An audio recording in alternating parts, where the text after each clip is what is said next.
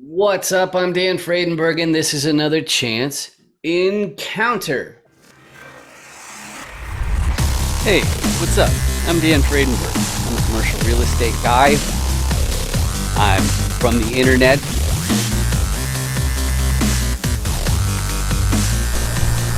We're seeing more properties like this being built in front of a house that's going to be torn down soon. I understand that there are power lines that are getting kind of close. What's up again? This is Dan Fredenberg, and that there is a commercial real estate building.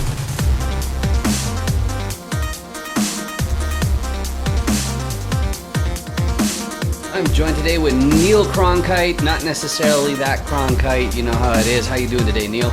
I'm doing fantastic. Thanks for having me, Dan.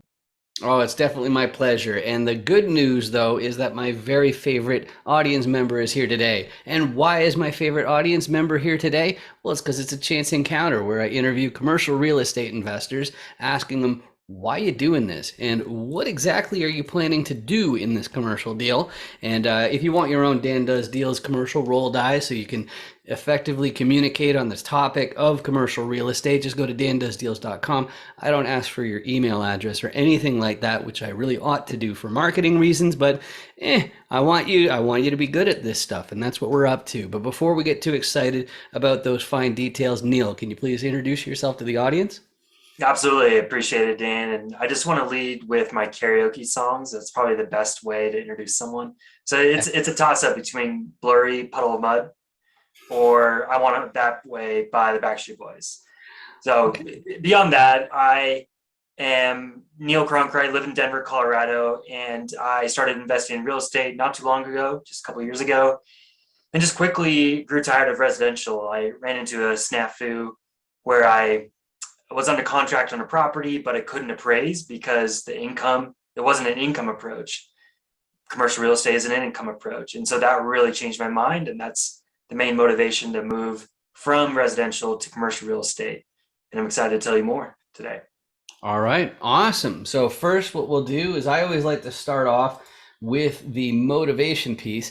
That's because sometimes I have some guests on here who they're newbies and they know why they're doing it, but they don't yet know what they're going to be doing in the process in these deals. So I'll go through these first. The first distinct motivation I found is some people are eager to preserve their purchasing power, and those are people who already have a nest egg, or possibly they're wealthy enough, like family offices and whatnot, that they make ends meet based off of the cash flow of the assets they own. So why don't they just stop? Well, when inflation rears its ugly head, which probably sounds familiar right now in 2022, they need to make more acquisitions just to make sure that the cash flow keeps up. And the name of the game is you don't want to be selling any of your assets. That's how they got that wealthy and financially independent in the first place. But that's not where I am right now. Where I am personally, I'm from a tech background. I have a CRM agency, which is for taking care of all your lists of contacts and all that kind of fun stuff. But one of the problems of being a high earner in tech or whatever industry is that you're paying more in tax than anybody else in the form of income tax. So it hit me as like, well, if I'm giving away half, then shouldn't I be finding a way to build that equity instead, which is supposed to be the final goal? So that's why I made my pivot, and that's what I'm up to. But this next motivation tends to be the most popular one, which is some people are looking to take control of their time. Maybe they actually do want to retire, but the bigger thing is it just means maybe they want to work fewer months per year or fewer weeks per month or fewer hours per week. They want to take back their time, and that's what they're up to. But that is in contrast to the next two, especially this one here, which is people who are very ambitious. They want to buy their entire hometown. More what they're after is probably the generational wealth, making sure that their great grandchildren never have to hold down a day job, or maybe they want the yachts and the skyscrapers and all that kind of stuff. Regardless, they're very handy people to have on your team. just simply because of the fact that they're going to be hustling into their 90s, which is also true of the last group, which is they've found some sector of society, or maybe it's the environment, or maybe it's animals, maybe they want to send people to the moon, who knows what it is, but they realize that you have to have that financial backing if you're going to make a real impact on society or whoever you actually want to help. So that's the fifth motivation. So Neil, of those five, what really stood out? What resonates with you? What combination of them describe you best? Yeah, I would start off with, I think there is definitely like a an asset perspective in that I do want to grow my own family's wealth. So Mhm. I think the main exercise that got me to this is I took my 401k. I just took a conservative 7% yield, not including inflation, and modeled that out for the next, if I'm remembering correct, I think 30 years. And in nominal terms, it's a lot of money. In real terms, in today's money, it was just over $1 million, which I'm not, let's not sneeze at that. That's a lot of money. That's life changing. But if you were to use the 4% rule or the 6% rule and you take out X amount of dollars per year to live off of, that's less than I currently make right now for my salary. And so I realized, is that really retirement? Is, spending all this time only investing in your 401k? So I realized that there needs to be more investing in my career beyond the stock market in tangible assets that actually have some tax depreciation and just another way to build wealth within my own family. I think the only other story I'll say, Dan, is we just had a kid. Childcare is like another mortgage. So there are some practical motivations. Like I just need to be able to afford traveling to see my parents in Portland and my in-laws in Raleigh. And I live in Denver, right? So there's expenses. There's a desire for not living a vanilla lifestyle. And so that, I think that's what really got me into commercial real estate.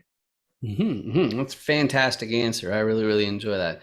So, as far as the roles go, let's pull out the Dan Does Deals commercial roll die. Once again, dandoesdeals.com is where you can download your own copy. And I'm going to go through all six of these roles just to make sure that you can learn how to effectively communicate on the topic of commercial real estate. You can print it out, you can show it to your friends and your family and all that kind of stuff so that people understand this stuff when you talk about it. And more importantly, you also understand how my guest fits into these deals. So let's start out with the repositioner piece. They're looking at a bunch of different deals, a bunch of different paperwork, a bunch of different properties. And what are they doing? Well, the first thing, they have a fancy word for it. It's called underwriting, and that means doing the math. Okay, so you have to figure out, first of all, if you're in acquisitions, you're talking to sellers. So you have to find out, is this property even making as much money as the seller says it is? That's going to be a really big thing. But they're called repositioners because they're trying to change the property. They're trying to find ways to find more upside so that the property makes more money than it does right now. They have three main tools in their tool belt to pull that off. The first one is more advantageous lending from their financiers. That makes perfect sense. But let's go on to the operations piece. The operators can find upside by having more efficient, basically cutting costs and being more efficient. But it's more than just making sure that these Benjamins don't go down the toilet here. It's more than unclogging toilets and mowing lawns and taking out trash and stuff like that. There's also, this part's a little bit counterintuitive, there's also a marketing piece, which is one of the things that I bring to my teams, because you have to make sure that the vacancy rate stays low. So having some good chops with that, and also the technical side, the automation and whatnot, that'll all help. But operations are probably not enough to make it really happen in today's market. So on top of that, they often get a contractor team. They get a team of contractors in there to help renovate or value add, make the apartment units nicer. And then that way the tenants will pay more in rent and they won't mind. So then you've got your upside. But if you are like me and you're from the internet, you're also going to need a local. You're going to need somebody who lives nearby, the boots on the ground, who can be there in an hour if something goes wrong, because that's not going to be me, because I'd have to hop on a plane, and that's not something I like to do all the time. But if you think about these four groups right there, generally tenants will be like, oh, yeah, those are the owners. But of course, the truth is the financiers are still absolutely involved because there's a lot of different types of financiers. It's somebody who deals strictly with money. So it might be the bank, it might be a fund manager, something like that. But if the repositioner shows the property and all of the team and all that kind of stuff to the financier, there's one thing that they're going to need to know that I haven't mentioned yet, and that is who's the KP. So if you want to be eligible for a loan, let's say you're getting a big property like a 350 unit apartment complex, for sure you're going to need somebody in the fold who already owns a similar asset, or the bank will not lend you the money. You also have to have a couple other things. One is a certain amount of liquidity, and then the other one is between the GP team. You have to have a balance sheet of at least the amount of the loan. But if you have all those pieces, you got yourself a commercial real estate deal. So Neil, as far as your core competencies or what you're looking to contribute to the deals, what you got? So I would say my skill set is through my network and through raising capital. I also provide some operational support alongside that. So I come from an insurance background, working for an insurance carrier. So being able to probably understand the data and the lingo on securing insurance, as well as the operations and making sure it's a property as well, it's safe and operable for that carrier. I think even beyond that, so I studied economics in college, and so math doesn't scare me. It just isn't the most fun thing, if you would say. And I don't want to live in an Excel spreadsheet every day. So that being said, like I would still provide underwriting support for any deal. But most of my activity, as far as like my brand, is on the capital raising side. And really, I've basically the story is I started investing in real estate, and I would talk to my brothers and to colleagues and friends, and they would just be shocked how much work it was. And so they basically realized, like, I don't want anything to do with all that work, securing the loan, making offers, list goes on and on. And so they just said, hey, I have money to place. I trust you. Let's see what makes sense for a deal, and let's go for it. And so that's the classic and passive investor who just doesn't have time to vet and to manage deals. And so that's what I specialize in. Mm-hmm. And for any deal, I would provide operational support and making sure that underwriting clicks as we go into the deal. All right, beautiful. So then the next question then has to be about your ideal property. And when commercial investors are talking to each other and they're saying, hey, like what you're looking for, what's your buy box, something like that, there are three, I'd like to say 3.5 factors that they're really asking. The first one is the geography. So what states, what counties, what neighborhood? That's what they're going to want to know first of all. The second thing, it has to do with the size of the deal, and we're talking about multifamily today, but it doesn't matter if it's multifamily or if it's retail or if it's self-storage or if it's mobile home parks. You've got some form of unit count. Office buildings would be the same. You'd also have a unit count. But if you have industrial or warehousing, it'd be square footage. But that unit count is what we're going to want to know in apartment complex deals. The third one in the extra half, they're both called class. It's two things, same name. I hate that, but what can you do? First meaning of the word class, it's the condition of the building, including how old is it? How messed up is it? How immaculate is it? Is it beauty? And then the other one is the area that the property is located in. So like, what's the crime rate like? And how about the schools in that district? Like, what are they like? And both of those two versions of class, they use the same rating system, just like in grade school, where it'll be like C minus, B plus, A minus, and so on like that. So Neil, as far as properties that are easier for you to say yes to and more difficult to say no to, what you looking for? So my focus is the Kansas City metro area. We are targeting properties anywhere as low as 10 units to about 70 units, somewhere in that space. The units that are like big institutional investors are not super into. So that's kind of unit count I'm looking for. I do focus on value add. So that's usually like a C plus, B minus, the area in the Kansas City metro area. And yeah, that's typically my buy box. I think from a purchase price standpoint, probably like that 2 million to 7 million ish, Mhm. give or take. And it really just depends on the type of property and the unit count and the type of units. All right, cool. And then I missed a part, like as far as like, are you looking for value add only or stabilized or what's like the class in that sense, what you're looking for? So I'm primarily looking for value add. Okay. And I think I'd be open to stabilized. The Kansas City Metro, you're not getting the rent increases like you are in other parts of the states. And so a stabilized deal just may not be able to exit in 3 to 7 years, or excuse me, 5 to 7 years, like Mhm. other deals. And a lot of passive investors, they want to get their money back sooner rather than later. So Mhm. just the upside is important.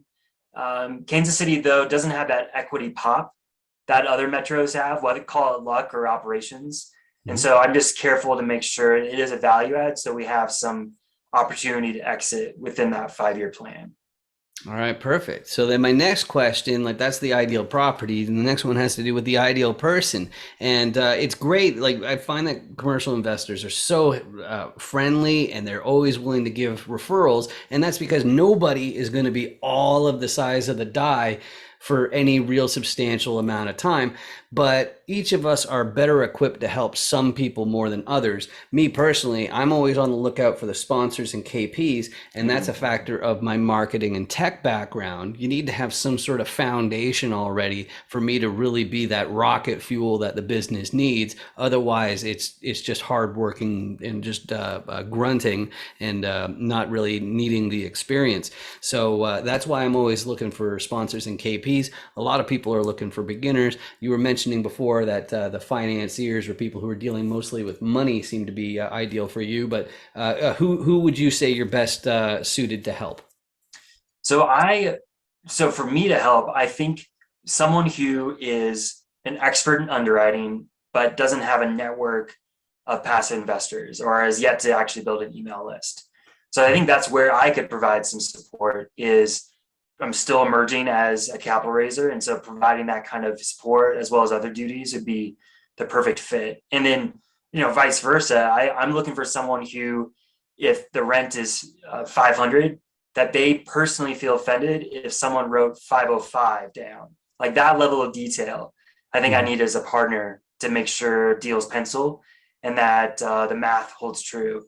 So that's kind of a partner I'm looking for, someone who's and maybe some debt experience or some some analyst experience who just knows the spreadsheet in inwards, outwards, and sideways. All right, beautiful. And then the next question has to do with how people can reach out to you. So we met through some meetups. You've got your meetup on Wednesday mornings, which is always a good time. And I'm always on LinkedIn. LinkedIn's a great way to reach me. How about you, Neil? What's the best way to reach out? Yeah, same thing. LinkedIn, huge into LinkedIn and post every single day. As Danny's mentioned, I have a meetup. It's Wednesday mornings at 6 a.m. Pacific, 9 a.m. Eastern. And it's really geared towards folks like me who have core work hours and just need a time to network before life gets crazy. And then beyond that, our website is west45capital.com. 45 is the number. So west45capital.com. All right, beautiful. And the only thing left then is actually not for you, Neil, it's for you in the camera, which is I need to draw your attention. If you're on a phone, it's a little bit different, but if you're on a desktop, under my left hand, you'll notice there's this big red button, and quite frankly, it's ugly, and I hate it. So what I need you to do is I need you to click on it and turn it into the big gray button because like it looks really, really awesome, right? And the other thing that's really amazing about it is it means that if enough people click on it, that YouTube will start paying for these videos instead of me, which is kind of my favorite thing I can think of. So pretty pleased with sugar on top if you can make that happen. All it really does is it means my videos might show up on your list of suggestions, but there's no guarantee of that. And you can go ahead and ignore them if you want to, because you've already done me an enormous favor by doing that and by joining me today. Just like Neil, this has been fantastic getting to know you better and having you on today. Thanks a lot. Absolutely, Dan. Appreciate it. And we'll talk to you soon. For sure. Thanks. Make sure you 506B me. Any syndicators, make sure you 506B me. Hi. Oh, hey, yeah, here's my code. You got your QR code scanner? Okay, yeah, oh yeah, just hold it right in the square there. Okay, cool. And now you hit open in browser. Okay. Okay, are you already logged into 506BME? Yes. Yeah, okay, cool. Yeah, so there's my video. So now I'm already on your watch list. So when you get back to your hotel, you can find out what my core competencies are and my level of sophistication. Sound good? Yeah. I love your hat. Real estate's a scam. That's really funny. Yeah. It's funny. Nice meeting you. You too. 506BME, everybody.